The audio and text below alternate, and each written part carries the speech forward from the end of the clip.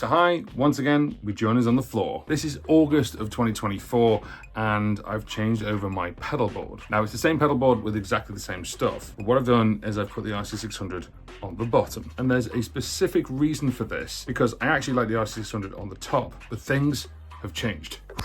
And it's these pedals, the actual toppers. These toppers by Stadium Music, they are fantastic pedals. However, what they do is they actually have a slight angle on them. So when it was on the top, which was already on an angle, then it would deviate it even more, just a little bit further.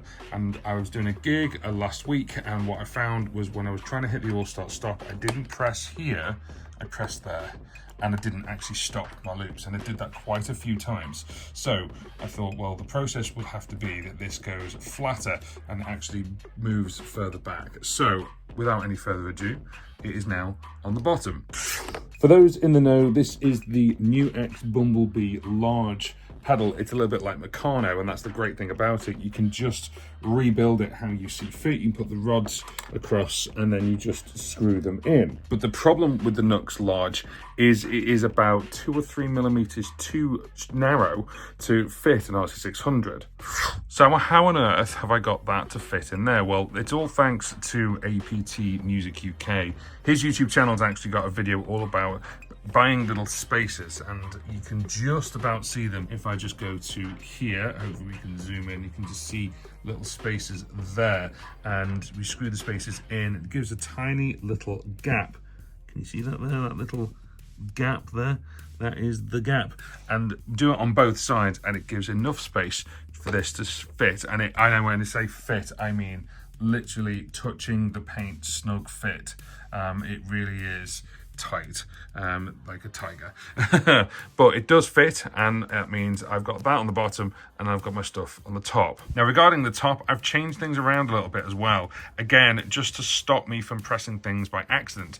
This is my FS7 pedal, where I actually have it programmed up for memory up and memory down for the RC600, and this is my Sonic 8 pedal switcher. Now I normally have this on the end and plug the guitars in, but I'm going to use right-angled, left-angled cables to plug them in here instead. I wanted this right over the other way so I don't press memory up and memory down by mistake, because it used to be next to this, and this is the Sonic 8 Vexpress, the mini pedal, and I use that for kind of dropping the loop, so you have this programmed for the volume of the loops. But I have pressed this down and stumbled and actually hit the down on here and then erased the loop. So this is just all a work in progress in that respect, just ironing out the kinks, and this is now on its own right here at the top. The only downside I can see is me doing that by accident and pressing start stop. It's not the end of the world. I could press start stop again, it'll go, no problem. Then in the center, as we've always had it, is the TC Helicon Voice Live Play Acoustic, and my guitars go into that through the switcher, and then my microphone is going to go into here. Now here's what it looks like from the back, and the great thing is these are the Russell XLR cables, and the great thing is right now I've got them moved over to here because they go down there, and that's all fine. I might tidy this up a little bit more so the cables aren't as protruding out as possible. But the other thing as well, of course, is I've got a flat cable going into the Sonic 8, and then we've got power and a cable going into the FS7 as well, and of course we've got a cable there just going into the Sonic 8 Volume Express pedal. Then we've got the battery. So this is the Harley Benton Power Bank Power Plant Mark II. We're still using this one, and it's absolutely fine. I love it. I think it's an absolute godsend, and I've done a whole video on that. I've done a whole video on all of these things, in fact. But there's one thing about the back of this that I now have to be very careful about, and that is the bag. The bag actually fits really snugly, and the bag's actually just over there.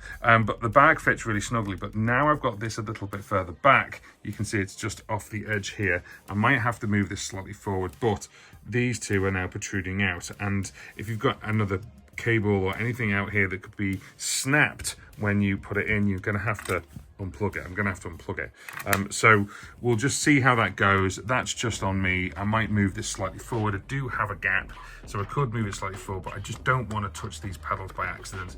It just depends on how I'm doing it. There's one other thing as well, which is a little bit more of a pain, but we'll just have to live with it. Now, before I tell you what that pain is, this video is sponsored. It's sponsored by a friend over at DistroKid. If you want to release music, you need a music distributor. DistroKid can actually send your music out to over 160 different places now.